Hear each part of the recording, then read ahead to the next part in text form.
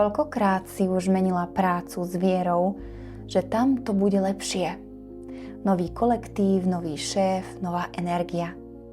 A počase ten istý pocit. Intrigy, skleslosť, nedocenenie. Nie je to náhoda. To, pred čím utekáš, si berieš so sebou, pretože kým nezmeníš vnútorný program, zmena prostredia nepomôže. Tvoja duša sa cez tie opakujúce situácie snaží niečo pochopiť, naučiť sa. Možno tvoju potrebu dokazovať si hodnotu, možno strach z odmietnutia, keď sa postavíš za seba. Liek? Nepýtaj sa, prečo sa to deje, ale čo sa cez to mám naučiť.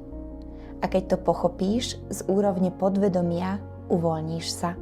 Až vtedy prichádza práca s kolektívom a so všetkým, ktorá ťa už bude naplňať a už ťa nepotrebuje učiť. Ak chceš o tom vedieť viac, tak vyplň formulár, link nájdeš pod alebo nad týmto videom.